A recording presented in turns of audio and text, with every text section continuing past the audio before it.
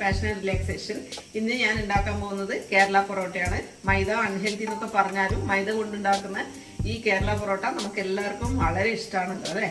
അപ്പോൾ എങ്ങനെ ഉണ്ടാക്കുന്നത് നോക്കാം. 2 കപ്പ് മൈദയാണ് ഞാൻ എടുത്തിട്ടുള്ളത്. ആട്ടയൊന്നും മിക്സ് ചെയ്തിട്ടൊന്നുമില്ല, മൈദ മാത്രമേ എടുത്തിട്ടുള്ളൂ. പിന്നെ അതിലേക്ക് 1 സ്പൂൺ പഞ്ചസാരയും പിന്നെ കുഴക്കാനായിട്ട് മുട്ട ചേർക്കാത്തതുകൊണ്ട് ഞാൻ ഒരു 1/2 കപ്പ് പാലാണ് എടുത്തിട്ടുള്ളത്. പാലും ബാക്കിയുള്ള ഇത് വെള്ളവും ചേർത്തിട്ടാണ് കുഴച്ചിട്ടുള്ളത്. പിന്നെ കുഴച്ച് ഏകദേശം മാവ് റെഡിയാകുമ്പോഴേക്ക് നമുക്ക് കുറച്ച് ഓയിൽ ഇട്ടിട്ട് ഇതുപോലെ ഉരുട്ടി പിറകിലോട്ട് മടക്കി വേണം നമുക്ക് കുഴച്ചെടുക്കാൻ വേണ്ടിയിട്ട്.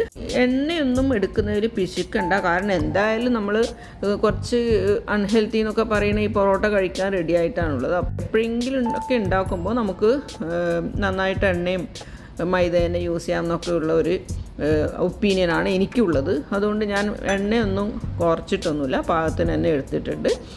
നന്നായി കുഴച്ചെടുക്കുക.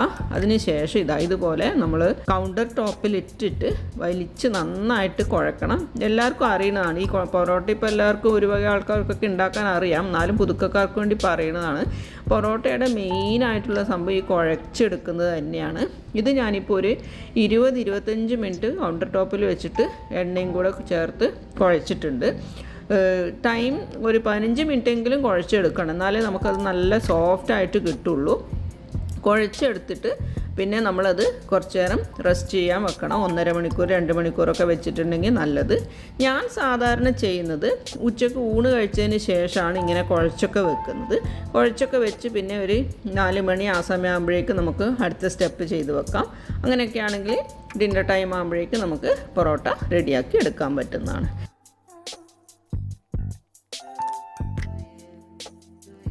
ഈ കുഴച്ചെടുക്കുന്നത് അതുകൊണ്ട് ഭയങ്കര ഇമ്പോർട്ടൻ്റ് ആണ്. നന്നായി കുറച്ച് ടൈം സ്പെയർ ചെയ്തിട്ട് നന്നായിട്ട് തന്നെ കുഴച്ചെടുക്കുക. അതൊരു പ്രത്യേകിച്ച് ശ്രദ്ധിക്കേണ്ട ഒരു കാര്യമാണ് പൊറോട്ട ഉണ്ടാക്കുമ്പോൾ. അപ്പോൾ മാത്രമേ നമുക്ക് നല്ല പൊറോട്ടയായിട്ട് കിട്ടുള്ളൂ.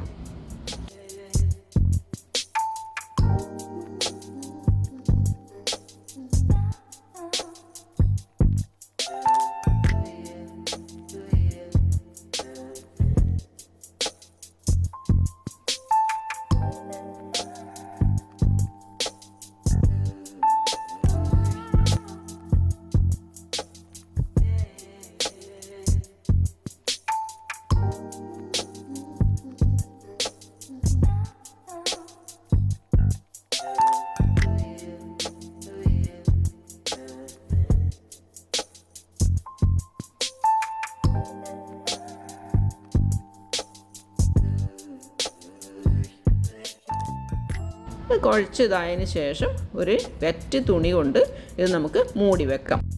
ഒരു 1.5-2 മണിക്കൂർ മൂടി വെച്ച് തുറന്നിട്ടുള്ളതാണ്. ഇതാ നല്ല സോഫ്റ്റായിട്ട് കിട്ടിയിട്ടുണ്ട്. ഇനി നമുക്കിതെടുത്ത് നമ്മുടെ എത്ര പൊറോട്ടയാണ് വേണ്ടത് അതിന് കണക്കായിട്ട് ഓരോ ബോൾസാക്കി എടുക്കാം. ഓരോ ബോൾസാക്കി എടുക്കുമ്പോഴും നമ്മുടെ തള്ളവിരലിൻ്റെയും ചൂണ്ടുവിരലിൻ്റെയും ഇടയിൽ പിടിച്ചിട്ട് ആ മാവ് പിറകോട്ട് മടക്കി വേണം നമ്മൾ ബോളാക്കി എടുക്കാൻ വേണ്ടിയിട്ട്. അത് അങ്ങനെ ആകുമ്പോഴാണ് അതിൻ്റെ ശരിയായ ഒരു ഇതിൽ കിട്ടുക നമുക്ക് പൊറോട്ട. എന്നിട്ട് നമ്മൾ കുറച്ച് എണ്ണ തൂവിയിട്ട് പിന്നെയും നനഞ്ഞ തുണി കൊണ്ട് കുറച്ച് സമയം അടച്ചു വെക്കണം. അതിന് ശേഷം നമുക്ക് എടുത്തിട്ട് പരത്തി ഉണ്ടാക്കി തുടങ്ങാം. ഇതൊരു 2 കപ്പ് മൈദ ഞാൻ ഓൾറെഡി പറഞ്ഞല്ലോ, ഒരു 9-10 പൊറോട്ടക്കുള്ളതാണ്. അത് മീഡിയം സൈസാണ് ഞാൻ ഉണ്ടാക്കുന്നത്. അത്ര വലിയ പൊറോട്ടകളൊന്നുമല്ല, ചെറുതാണ് ഇവിടെ എല്ലാവരും പ്രിഫർ ചെയ്യുന്നത്. അതുകൊണ്ട് ചെറിയ സൈസിലുള്ളതാണ് ഉണ്ടാക്കുന്നത്.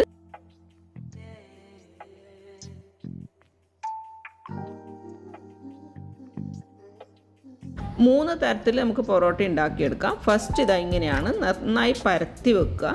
നന്നായി മാക്സിമം പരത്താൻ പറ്റുന്ന അത്ര പരത്ത, ഇടയിൽ പൊട്ടിയാലൊന്നും കുഴപ്പമില്ല. പരത്തി വെച്ച മാവിൻ്റെ മേലെ നിറയെ മൈദപ്പൊടി തൂവി കൊടുക്കുക, കുറച്ച് എണ്ണയും തടവി കൊടുക്കുക. എന്നിട്ട് ഒരു കട്ട് കൊടുത്തിട്ട് അത് വലിച്ചെടുത്ത് പിന്നെ ഒന്ന് നീട്ടിയെടുത്ത് ഇതുപോലെ ചുരുട്ടിയെടുക്കുക. ഇങ്ങനെ എടുക്കുന്നതാണ് എനിക്ക് ചെയ്യുന്നതിൽ ഏറ്റവും ഈസി ആയിട്ട് തോന്നിയിട്ടുള്ള ഒരു മെത്തേഡ്. അടുത്തത് ഇതുപോലെയാണ്. അത് പരത്തിയെടുത്ത് നിറയെ എണ്ണയും പൊടിയും തൂവിയിട്ട് അതൊന്ന് കൂട്ടി യോജിപ്പിച്ചെടുത്തിട്ട് വലിച്ചെടുത്തിട്ട് പിന്നെ റോളാക്കി എടുക്കുന്നതാണ് അടുത്ത മെത്തേഡ്.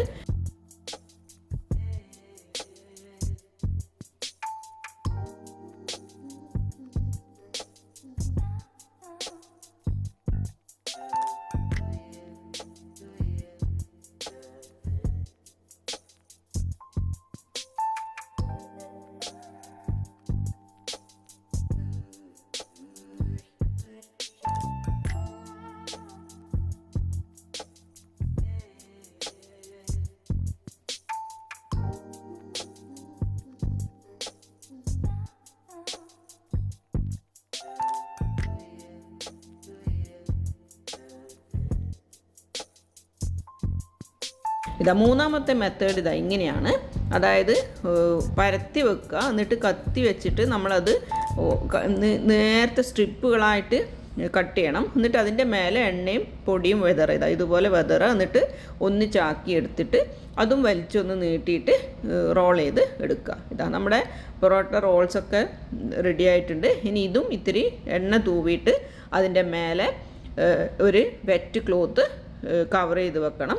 അതൊരു അരമണിക്കൂറോളം റെസ്റ്റ് ചെയ്താൽ മതി. അതിനുശേഷം നമ്മുടെ ഇതാ കൈയിൻ്റെ ഈ ബാക്ക് സൈഡ് വിരൽ വെച്ചിട്ട് ആക്കുന്നതിനേക്കാളും കൈയിൻ്റെ ബാക്ക് സൈഡ് വെച്ചിട്ട് ഇതാ ഈ പാമ്പിൻ്റെ സൈഡ് വെച്ചിട്ട് എന്താ ഇങ്ങനെ അമർത്തി പരത്തിയാൽ മതി. കോലൊന്നും യൂസ് ചെയ്യേണ്ട, കൈ വെച്ചിട്ട് തന്നെ പരത്തുന്നതാണ് നല്ലത്. എന്നിട്ട് അപ്പം തന്നെ ഇത് ചുട്ടെടുക്കാം.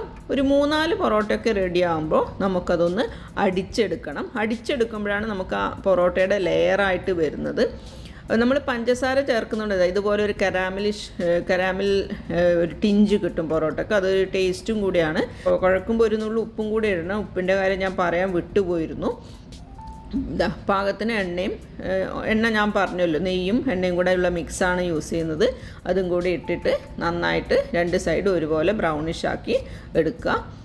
ഒന്നിച്ച് ഒരു 4-5 പൊറോട്ട ആകുമ്പോഴേക്ക് ഒന്ന് കൈ കൊണ്ട് അടിച്ചെടുക്കണം. നല്ല ചൂടായിരിക്കും, കൈ ശ്രദ്ധിച്ചിട്ട് വേണം ചെയ്യാൻ. ആദ്യമായിട്ട് ചെയ്യുന്നവരൊക്കെ ശ്രദ്ധിച്ചിട്ട് ചെയ്യാൻ നോക്കുക. പൊറോട്ട പരത്താനും ചുട്ടെടുക്കാനും ഒക്കെ എണ്ണയുടെയും നെയ്യുടെയും ഒരു മിക്സാണ് ഞാൻ എപ്പോഴും എടുക്കാറ്.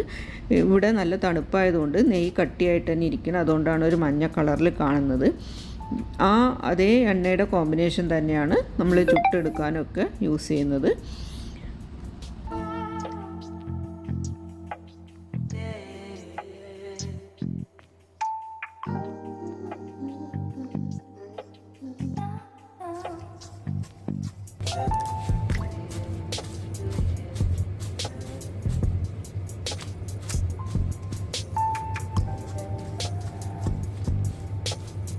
മുന്നൊക്കെ പൊറോട്ട ഉണ്ടാക്കൽ വലിയ ബുദ്ധിമുട്ടാണെന്നൊക്കെയായിരുന്നു വിചാരം. പക്ഷേ ഇത് ഉണ്ടാക്കി നോക്കുമ്പോൾ അത്ര വലിയ ബുദ്ധിമുട്ടൊന്നുമില്ല എന്ന് മനസ്സിലായി. പിന്നെ ഹോട്ടലിൽ നിന്നൊക്കെ അൺഹൈജീനിക് ആയിട്ടുള്ള സിറ്റുവേഷനൊക്കെ കഴിക്കുന്നതിൽ എത്രയോ നല്ലതാണ്. കുറച്ച് സമയം സ്പെയർ ചെയ്യുകയാണെങ്കിൽ നമുക്ക് വീട്ടിൽ നിന്ന് തന്നെ നല്ല ടേസ്റ്റി ആയിട്ടും ഹെൽത്തി ആയിട്ടും തന്നെ ഉണ്ടാക്കി കഴിക്കാൻ പറ്റുക എന്നുള്ളത്. അതുകൊണ്ട് ഇതുവരെ ആരും ട്രൈ ചെയ്തിട്ടില്ല എങ്കിൽ ഒന്ന് ട്രൈ ചെയ്ത് നോക്കുക. നമ്മുടെ പൊറോട്ട റെഡി ആയിട്ടുണ്ട്. ഇതിന് ഞാൻ ഘീ റോസ്റ്റും പീസ് കറിയാണ് കോമ്പിനേഷനായിട്ട് ഉണ്ടാക്കിയിട്ടുള്ളത്. എല്ലാവരും ട്രൈ ചെയ്ത് നോക്കിയിട്ട് ഇഷ്ടപ്പെടുകയാണെങ്കിൽ ഫ്രണ്ട്സിന്റെ ഇടയിലും റിലേറ്റീവ്സിന്റെ ഇടയിലും ഷെയർ ചെയ്യുമല്ലോ. സബ്സ്ക്രൈബ് ചെയ്യാതെയാണ് നിങ്ങൾ കാണുന്നതെങ്കിൽ please subscribe to my channel Priya passion and relaxation. Thanks for watching.